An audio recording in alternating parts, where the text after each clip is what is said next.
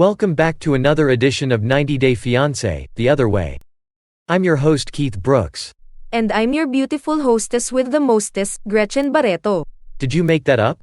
Of course gago. I'm so maganda ng maganda, that is why you love me so much, asawa ko, diba?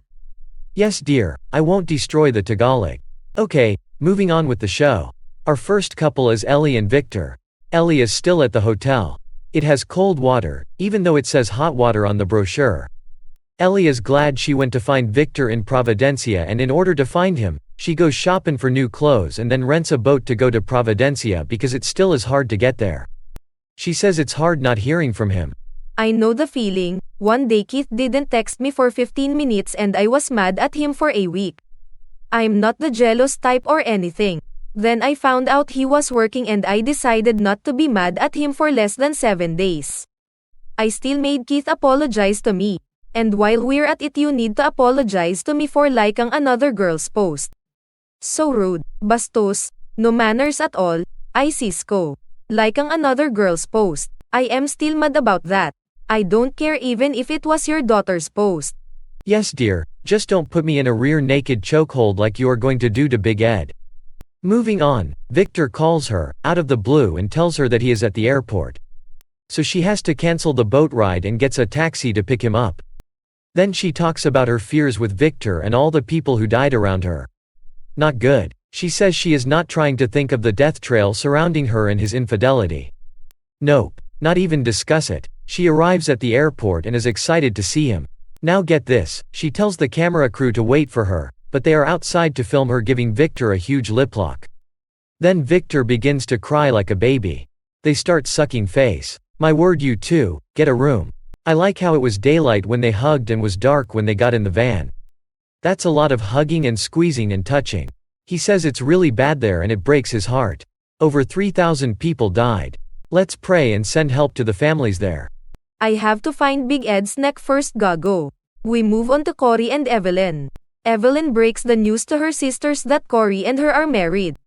Leslie looks like she's going to kill her. Evelyn said she married him so he could stay in the country. The program shows their wedding. She told no one. I know this is the truth. Keith went nosing around there and even her friends didn't know. Her single sisters give her marriage advice, especially talking about when the couple were separated. They don't think she'll be happy. She asks her sisters not to tell her parents.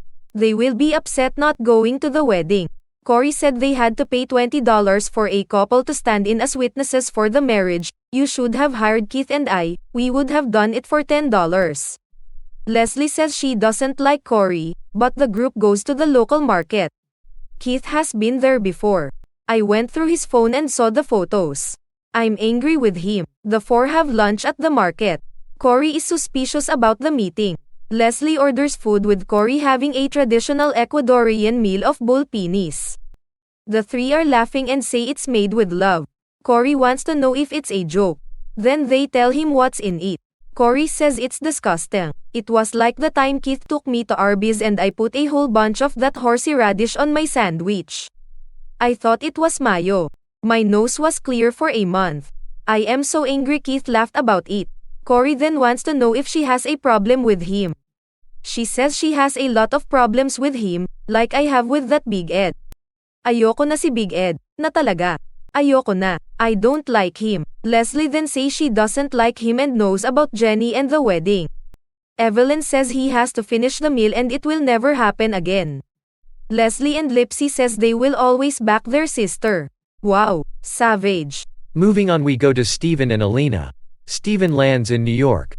The first of 3 flights on his way to Turkey. When he arrives, he has to marry within 90 days. While he is in New York, he plays piano and people tell him to shut up. Finally, he gets on a plane to Istanbul. While he is on the plane, he shows his nuts. So dumb if you ask me. He is so immature. Just a note, American Airlines doesn't feed people on domestic flights. I hated the 7-hour flights and all you get is a stale cookie and a half a can of soda. This immature couple has only spent 2 weeks together in person. They need 90 days to decide to be married. No. You two are much too young.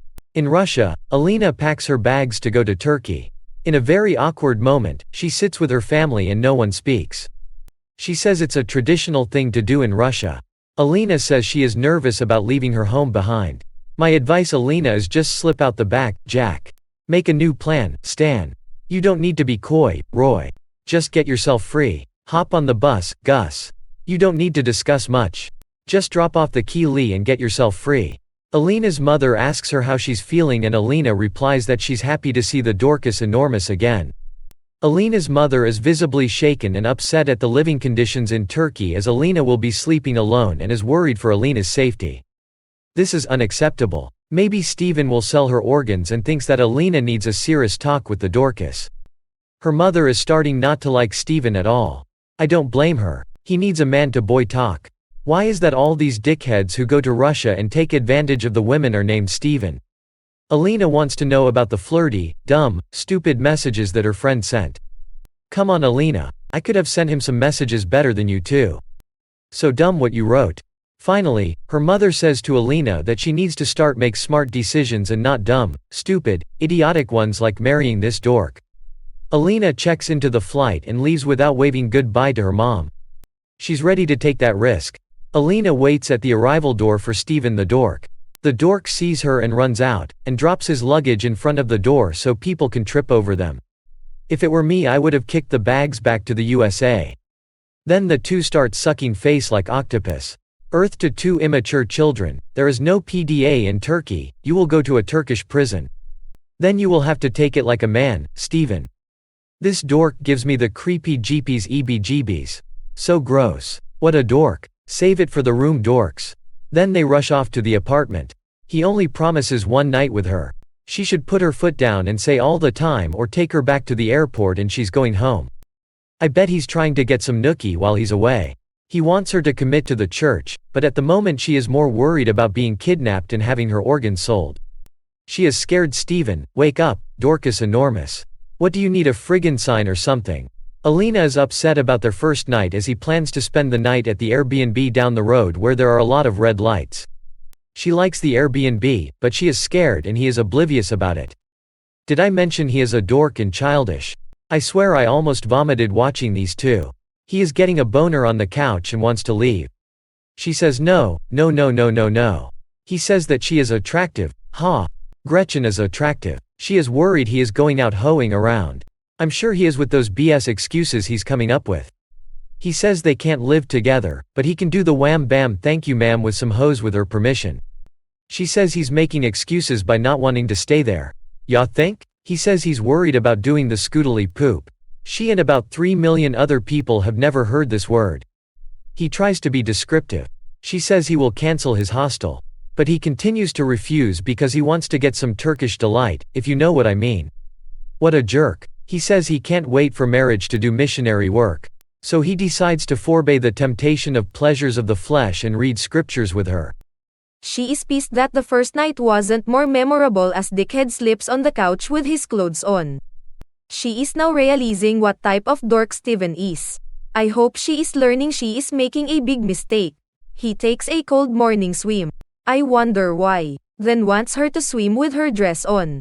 Seriously, he has issues. Then he wants to touch her while he's wet. So immature. Then he says he thinks she will like the hostel in the red light district.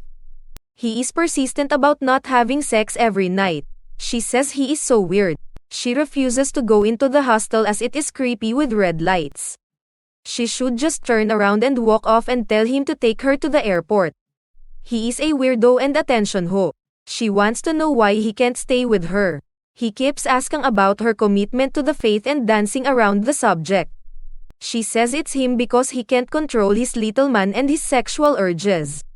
She wants him to prove it and stay with her.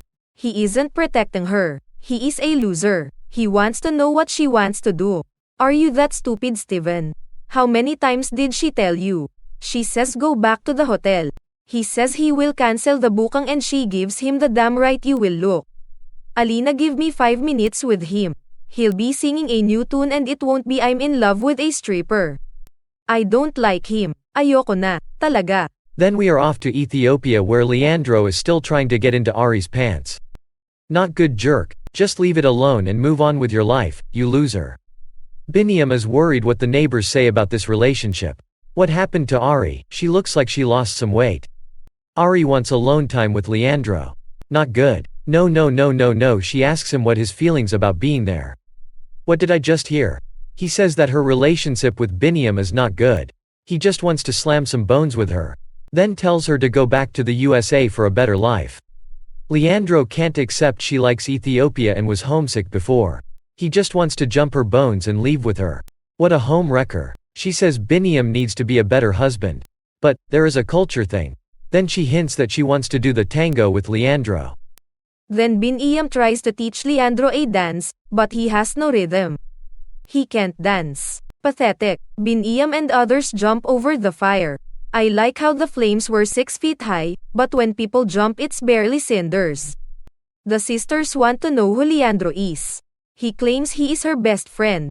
It's not normal and he says they don't follow rules. He knows it's unacceptable anywhere. They then state they know what happened in New Jersey. He claims it was only 2 days, it doesn't matter, only dinner and goodbye. No kisses, no gropang, no hubby-bubby double bubble. They are suspicious. Ari is upset they are asking questions and trying to find out what prying minds want to know. Ari says it's not fair to judge her. Biniam's ex went to the USA with his kid and he hasn't seen them in years. She wants to know if she's living alone and looks at Leandro. She thinks the loneliness is worse. Leandro is going home at last, that home wrecker. Wants to kiss the kid like it's his. Ari is upset he is leaving and can't control her emotions and wants to know if he's going to miss her. Then says he is going to miss Ari the most. Biniam is so happy Leandro is leaving. I love Biniam, hasta la vista. Ari wants him to change his mind and stay. I'm surprised he didn't try and squeeze those cakes when he hugged Ari. She won't let him go like a human backpack. Okay, enough, your fiancé is standing there. Wow. She doesn't care about his feelings. She begins to cry and can't control her emotions. Biniam is chilling out at the street corner and she comes out to talk about Leandro. She tells Biniam that he needs to talk to her more and show his feminine side more. He says it's hard to show his emotions. He tells her not to give up on him. She is glad Biniam is the man for her since Leandro is gone. Then we fly off to see one of my favorite couples, Sumit and Jenny. Where Jenny talks about her devotion about becoming a Hare Krishna. They haven't figured out a solution for them being married. Jenny needs him to get a passport in case she has to do the 6-month exit from the country a 10-year visa requires. They go to immigration to get a new passport for Sumit. They say they will do an investigation and if true he will get a new passport and maybe will take a month. It was easy. Jenny is happy about the revelation. She said he should have done this a long time ago. Jenny wants to get married. He says okay and will marry her. She says either do it or not do it. Make up his mind. She gives him the ultimatum.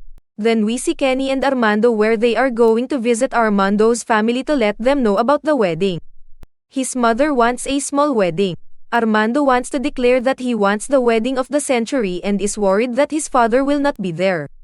Armando has such a lovely family. His dad went to the store and Kenny thinks he may not show back up, like last year. His father then shows up and is a very gracious man. His mother was covering for him as he was inside the house. Kenny is ashamed he can't speak Spanish. Keith speaks 4 languages. Get off the ball, Kenny, and learn. The family has dinner and the food looks magnificent. Kenny gets emotional about abandoning his daughter and she begins to cry because of her pain she felt when he abandoned her.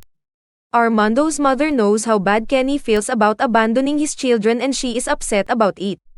Kenny is worried that Armando hasn't told his family about the wedding plans and thinks it's not healthy for their relationship. Earth to cast members, hello. You are not marrying Americans. You are marrying foreigners whose cultures do not match American culture. Stop forcing American culture on others, gago. Some of you Americans are so tunga zero ulo. Na talaga, it's true. Armando is under a lot of pressure to talk to them. He can't do it and doesn't want to ruin the vibe. That will do it for us. As always, please like and share. God bless and see you next week. That will do it for this week. I hope to see you next week. As always, peace out and love you all.